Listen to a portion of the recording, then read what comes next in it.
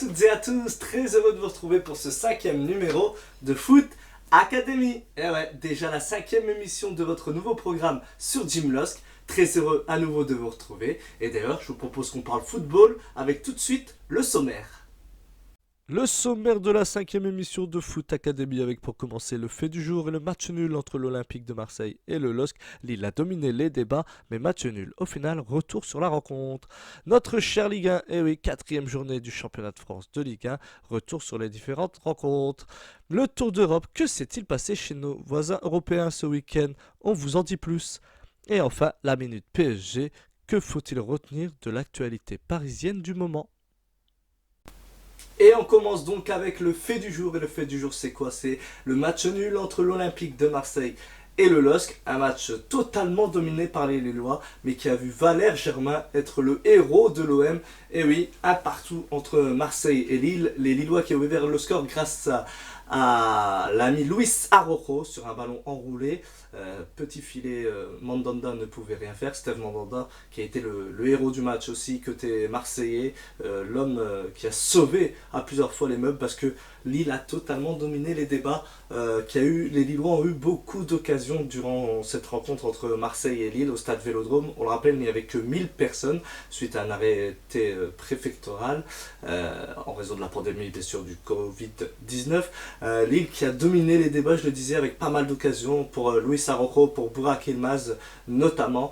Mais les Lillois sont tombés sur un très très bon Steve Mandanda et ont donc regretté les nombreuses occasions pour eux, puisque l'Olympique de Marseille a réussi à aller chercher le match nul à partout grâce à un but de Florian Thauvin, mais de Valère Germain sur un corner.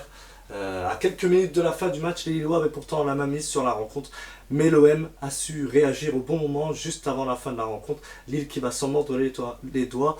Les hommes de Christophe Galtier qui vont recevoir Nantes vendredi prochain vont devoir se rattraper et surtout corriger la mire devant le but, parce que c'est ce qui a fait défaut aujourd'hui aux Lillois, et pas qu'aujourd'hui, même lors des précédentes journées. Les Lillois qui voient leur doublette David Yilmaz faire de meilleurs matchs en termes de contenu, en termes de jeu, mais toujours pas de but pour les deux attaquants. Côté marseillais, par contre, c'était un non-match total pour les hommes de Villas-Boas. L'OM qui a galéré, qui a souffert face au LOSC. On a senti beaucoup de fatigue. On le rappelle, les Marseillais avaient joué un match en retard face à Saint-Etienne jeudi dernier. Et ça s'est ressenti sur la pelouse du Vélodrome. Les Marseillais qui ont malheureusement pour eux souffert tout le match, mais qui ont réussi à quand même récupérer un point vraiment limite miraculeux, on a envie de dire, pour l'OM. Eux aussi, il va falloir se remettre au travail pour enchaîner en championnat et puis surtout se préparer au mieux, parce que la Ligue des Champions arrive fin octobre.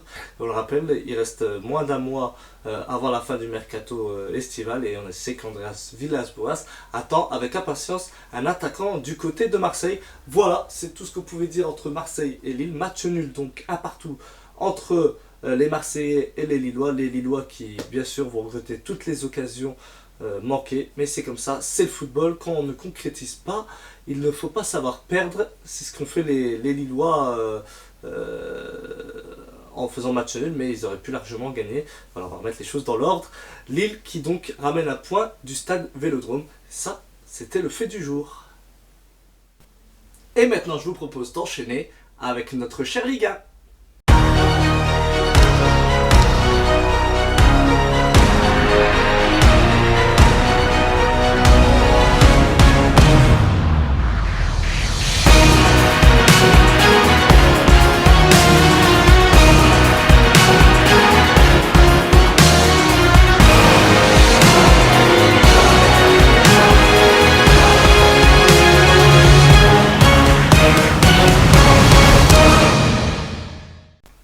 Notre chère Ligue 1, et oui, déjà la 4e journée du championnat de France de Ligue 1, saison 2020-2021, qui a cette 4e journée qui a commencé par un Lyon-Nîmes 0-0. Et oui, triste 0-0 entre Lyonnais et Nîmois, surtout pour l'Olympique Lyonnais de Rudy Garcia, qui devra donc se contenter d'un match nul 0-0 face à Nîmes. Match nul décevant pour la bande à Jean-Michel Aulas et à Rudy Garcia. Un match d'ouverture d'ailleurs très décevant pour Téléfoot, la chaîne du foot, puisque c'est déjà la 13e fois que le vendredi soir La Ligue 1 se termine sur un 0-0. Le match de Ligue 1 se termine sur un 0-0. On le rappelle, Lyon qui souhaitait bien sûr s'imposer pour retrouver le haut du tableau. Et après 4 journées, c'est 5 points, 5 petits points de prix seulement pour l'Olympique lyonnais. Une équipe lyonnaise qui bien sûr a proposé un contenu assez décevant, on va pas se mentir, face aux Nîmois. À part ça, on a eu quoi? On a eu droit à la victoire du Stade Rennais face à l'AS Monaco. Et ouais, succès très important pour les Rennais qui leur permettent de rester dans le très haut du tableau, sur le podium de la Ligue 1 avec 10 points à leur compteur, les Rennais qui étaient menés à 0 par Monaco, et ils ont réussi à inverser la tendance, notamment en fin de match. À noter également le point du match nul de Saint-Etienne sur la pelouse de Nantes. Ils menaient 2-0 les Stéphanois pourtant, mais les Nantais ont réussi à accrocher le point du match nul. Là aussi 10 points pour Saint-Etienne qui fait un début de saison canon, qui l'aurait cru, pour la bande à Claude Puel, notre championnat de France de Ligue 1, qui a vu aussi lors de cette 4e journée de Ligue 1 donc le RC Lens s'imposer face aux Girondins de Bordeaux, 2-1, victoire des Lensois face à Bordeaux, une victoire très importante pour les Lensois puisque ça leur permet d'avoir 9 points après 4 journées, et sachant qu'on le rappelle que Lens a été promu cette saison en Ligue 1, le retour en Ligue 1, donc pour l'instant est plus que positif pour les Lensois, au contraire des Bordelais qui eux commencent à inquiéter, notamment Jean-Louis Gasset, leur entraîneur, qui n'est pas satisfait du contenu proposé et notamment de la prestation de ses hommes face au Racing Club de Lens. Et on notera encore une fois que Dijon s'est à nouveau incliné, et Dijon est la seule équipe du championnat de France de Ligue 1 après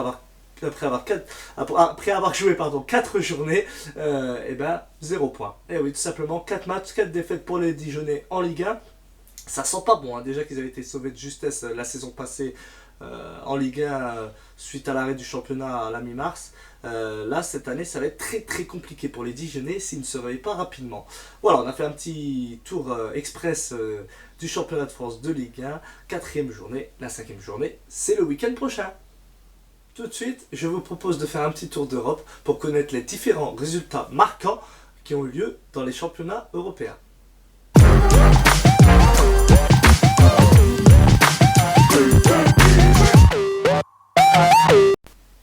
Et notre tour d'Europe, donc, oui, les meilleurs du football européen, les résultats des différents championnats nationaux, avec pour commencer en Angleterre, Arsenal qui confirme sa bonne forme après s'être imposé 3-0 sur la pelouse de Fulham la semaine dernière.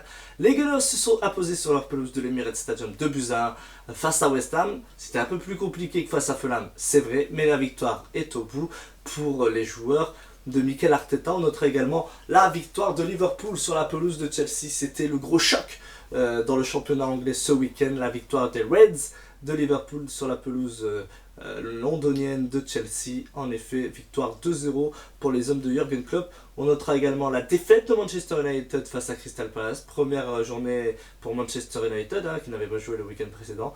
Et les Red Devils s'inclinent, sont surpris sur leur pelouse. Et pourtant, il y avait un but de Van den Beek, leur recrue phare durant ce mercato d'été. Et puis on notera aussi la victoire de Leeds, le Leeds de Marcelo Bielsa, qui avait perdu 4-3 la semaine dernière à Liverpool. Et bien cette fois, Leeds s'est imposé 4-3 justement face à son adversaire du jour. En Espagne, c'était le retour du Real Madrid, et triste retour pour les joueurs de Zinedine Zidane, 0-0 sur la pelouse de la Real Sociedad.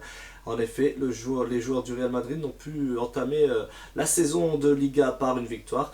Ils vont devoir se rattraper dès le week-end prochain. On notera en Italie la victoire de la Juventus 3-0 avec notamment un but de Cristiano Ronaldo. Une première réussite donc pour Andrea Pirlo, le nouveau coach des Bianconeri. Et puis en Allemagne, et là c'est la stat du jour, le chiffre 8. Pourquoi 8? Parce que c'est la victoire du Bayern Munich 8-0. En effet, 8-0 pour le Bayern face à Schalke 0-4, qui là est plutôt Schalke 0-8, si vous me permettez le jeu de mots. Victoire 8-0 du Bayern Munich, avec notamment un triplé de Serge Gnabry, et puis surtout le premier but de Leroy Sané sous ses nouvelles couleurs, lui qui arrive en provenance de Manchester City. La victoire est belle pour le champion d'Europe en titre, 8-0, une entrée fracassante. Son adversaire direct pour le titre en Bundesliga, le Borussia Dortmund, lui s'est imposé 3-0. Voilà, ce sont les principaux résultats qu'on peut retenir durant ce week-end européen. On n'hésitera pas à faire un petit décryptage chaque semaine, s'il le faut, sur les différents stades en Europe et sur les différents résultats des différents matchs. Il y a beaucoup de différents, mais au final, c'est la différence qui nous rassemble dans ce Tour d'Europe. Ici, c'est pas Paris, mais c'est l'heure de la Minute PSG. Et dans cette Minute PSG, on va bien sûr revenir sur la victoire du Paris Saint-Germain 3-0 sur la pelouse de Nice. Paris qui revient en pleine forme, Paris qui revient bien après son début de saison très compliqué avec la défaite à Lens, avec la défaite dans le classique face à Marseille qui lui a coûté d'ailleurs 3 cartons rouges dont Neymar. Là, les Parisiens se sont bien rattrapés ce week-end avec la victoire 3-0 à Nice, avec un but de Kylian Mbappé notamment. Et puis on le rappelle aussi que cette semaine, les Parisiens s'étaient imposés 1-0 difficilement face au FC Metz en match en retard de la première journée. Voilà, les Parisiens qui reviennent petit à petit. 3-0 face à Nice, un clean sheet, une performance réussie, des cadres qui commencent à revenir. On a vu Mbappé qui commence à être bien présent, à retrouver du rythme.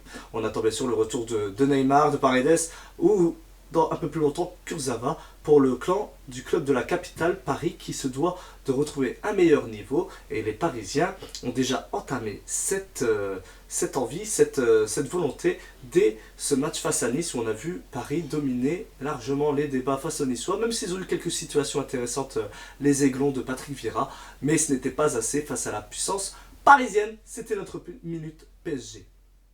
Et voilà, c'est donc terminé pour cette 5e émission de Foot Academy. J'espère qu'elle vous a plu. N'hésitez pas bien sûr à vous abonner, à commenter, à partager, à liker, à émettre des critiques. Comme je le dis toujours, tout est bon à prendre. N'hésitez pas à partager, à participer donc activement à cette émission via YouTube. Merci à toutes et à tous de m'avoir suivi à nouveau dans ce nouveau numéro de Foot Academy. C'était déjà la 5e, comme je le disais. Très heureux de vivre cette expérience à vos côtés. On se retrouve très vite pour un prochain numéro de Foot Academy.